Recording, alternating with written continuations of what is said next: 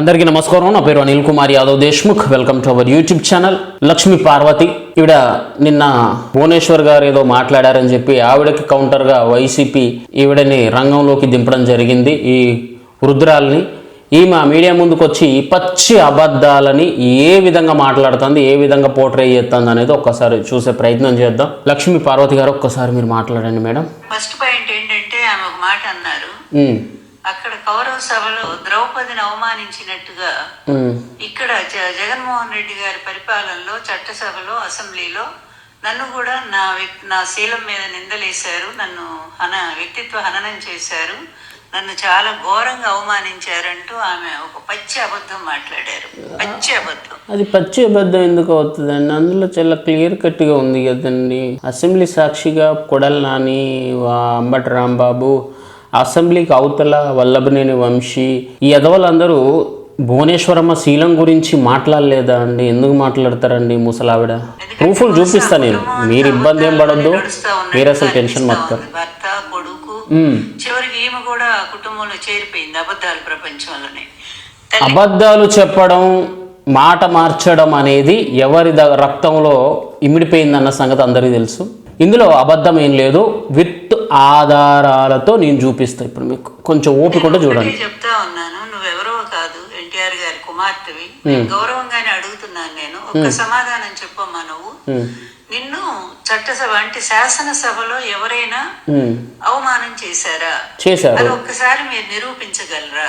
ఎందుకంటే ఇప్పుడు మీ ప్రభుత్వమే ఉంది కదా, ఈ ప్రభుత్వం మరి రికార్డులన్నీ ఉంటాయి, అసెంబ్లీ రికార్డులన్నీ కూడా, వాటన్నిటిని కూడా బయటికి తీయించి పరిశీలిస్తే మిమ్మల్ని అవమానం చేశారో లేదో అనేది చాలా స్పష్టంగా అందరికీ తెలుస్తుంది. ఇప్పుడు నువ్వు అన్నావు కదా, ఆధారాలు రికార్డ్స్ ఇవన్నీ బయటికి తీయండి, అసెంబ్లీ సాక్షిగా మాట్లాడి అన్నారు కదా, ఆ వీడియోలో ఏమన్నా ప్రూఫ్లు ఉంటే బయట పెట్టమన్నావు కదా, వాటిని బయట పెడితే నువ్వేం చేస్తావు నాయనమ్మా? చెప్పు నాయనమ్మా, నువ్వేం చేస్తావు? నారా భువనేశ్వరమ్మని, ఆమె శీలం గురించి, నారా లోకేష్ గారి పుట్టుక గురించి, చంద్రబాబు నాయుడు గారి భార్యని అసెంబ్లీ సాక్షిగా అవమానించిన వీడియోలు నేను చూపిస్తా. ఇప్పుడు దానికి నువ్వేం చేస్తావు నానమ్మా?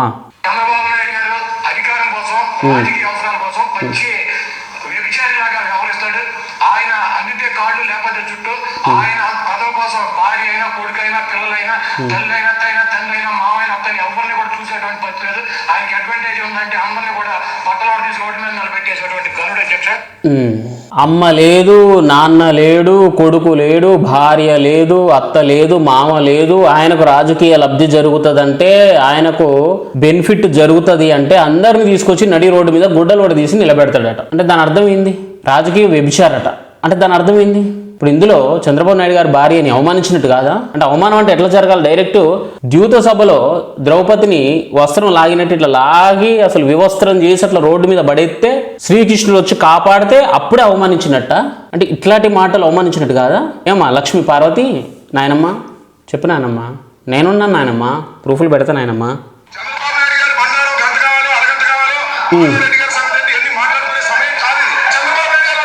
మళ్ళీ ఒక్కసారి చూడండి.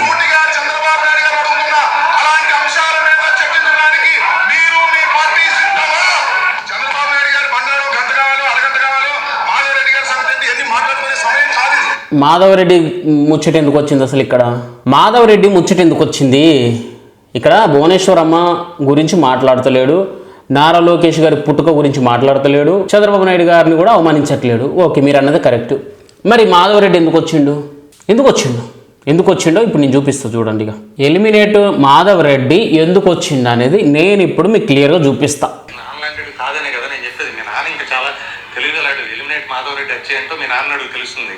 మాధవరెడ్డి పోలికలు ఎట్లా వచ్చినాయో మీ నాన్నడు తెలుస్తుంది. ఎలిమినేట్ మాధవరెడ్డిని ఎందుకు వచ్చి చేశారో నక్సలైట్లు మీ నాన్న అడిగితే తెలుస్తుంది. మీ నాన్న చాలా గొప్పవాడు, పెద్ద ముద్రలు ఎన్టీ రామారావుని సర్వనాశనం చేసిన వ్యక్తి. మీ నాన్న లాంటి కాదనే కదా నేను చెప్పేది. మీ నాన్న ఇంకా చాలా తెలియగలడు. ఎలిమినేట్ మాధవరెడ్డి వచ్చేంటో మీ నాన్న అడుగు తెలుస్తుంది. ఎలిమినేట్ మాధవరెడ్డి హత్య ఏందో చంద్రబాబుని అడిగితే తెలుస్తుంది. ఒకసారి చూడు. పోలికలు ఎట్లా వచ్చినాయో మీ నాన్న అడుగు తెలుస్తుంది. మాధవరెడ్డి పోలికలు ఎట్లా వచ్చినాయి? లోకేష్కి మాధవరెడ్డి పోలికలు వచ్చినాయి, అందుకు ఆయనని నక్సలైట్లు చంపేసిల్లా. ఇప్పుడు ఈ మాటలు తీసుకొచ్చే కదా వాళ్ళు అసెంబ్లీలో మాట్లాడింది. మళ్ళీ ఇప్పుడు ఈ ముసలిది ఏమంటుంది? ఈ ముసలి నాయనమ్మ, ఎందుకమ్మా అబద్ధాలు చెప్తాను? నువ్వు ఎన్టీఆర్ గారి రక్తం కదమ్మా, నువ్వు ఆయన కూతురు కదమ్మా, నువ్వు స్వయంగా నువ్వు అబద్ధాలు చెప్తే ఎట్లా అమ్మా? నారావారి కుటుంబంలో నువ్వు చేరిపోయినట్టున్నావు, అబద్ధాలు చెప్పడంలో నువ్వు కూడా వాళ్ళతో పోటీ పడుతున్నట్టున్నావు అని చెప్పి నీ నోటితోటి నువ్వే అన్నావు. ఇప్పుడు నేను ప్రూఫ్లు చేస్తానా? ఈ వల్లభనేని వంశీ, ఆ కొడాలి నాని, ఆంబోతు, ఆ రాంబాబు వీళ్ళు డైరెక్ట్గా మీడియా ముఖంగా, వల్లభనేని వంశీ అనేటోడేమో మీడియా ముఖంగా మాట్లాడిండు. ఎలిమినేట్ మాధవరెడ్డిని చంద్రబాబు నాయుడు ఎందుకు హత్య చేయించిండు, నక్సలైట్లు అతన్ని ఎందుకు కాల్చి చంపిల్లు, నారా లోకేష్ కి ఎలిమినేట్ మాధవరెడ్డి పోలికలు ఎట్లా వచ్చినాయో మీ నాన్న అడుగు బాగా చెప్తాడని చెప్పి వల్లభనేని వంశీ మాట్లాడతాడు. దీన్ని మళ్ళీ ఆ కొడాలి నాన్న అనేటోడు వాడేమో సిబిఎన్ గారిని పట్టుకొని రాజకీయ వ్యభిచారి చంద్రబాబు నాయుడు, ఆయనకు లబ్ధి జరుగుతుందంటే మాత్రం తల్లిని చూడ్డు, తండ్రిని చూడ్డు, కొడుకని చూడ్డు, బిడ్డలను చూడ్డు, భార్యను చూడడు, అత్తను చూడడు, మామను చూడడు, అందరిని గుడ్డలోడి తీసి రోడ్డు మీద నిలబెడతాడంట లబ్ధి కోసం. నీ గుడ్డలు కూడా తీసి నారా కొడాలి గుడాంబ గుట్కా నీ గుడ్డలు కూడా తీసి ఎప్పుడన్నా నిలబెట్టిండా ఆయన రాజకీయ లబ్ధి కోసం? గుడి వాళ్ళ నేను ఎప్పుడన్నా నిలబెట్టిండా గుడ్డలోడు కొట్టి? వాడు ఆంబోతు రాంబాబు, వాడు గంట అరగంట అని చెప్పి ఎవరో అన్నారట. వాడిని గంట అరగంటల గురించి తర్వాత మాట్లాడదాం, కానీ ఎలిమినేట్ మాధవరెడ్డి అన్ని ముచ్చట్లన్నీ మాట్లాడదాం. దమ్ముంటే డిబేట్కి రెడీయా? ఏం డిబేట్ రా? మీ దగ్గర ఏమైనా ఆధారాలు ఉన్నాయా? ఏం ఆధారాలు ఉన్నాయి? ఏం డిబేట్లు? అసెంబ్లీలో మీరు చేయాల్సిన డిబేట్లరా అయ్యి? ఏదో గేదె ముఖం వేసుకొని నువ్వు అసెంబ్లీలో మాట్లాడాల్సిన మాటలు అయ్యి. ఇలాంటి లత్కోర్ మాటలు, ఇలాంటి లత్కోర్ కామెంట్లు, ఇలాంటి లత్కోరు నీచపైన భాషని వాడతారు, అవమానిస్తారు, కుటుంబాలని అది అసలు కౌరవ సభ కాకపోతే ఏం సభ అది? 100% కౌరవ సభే.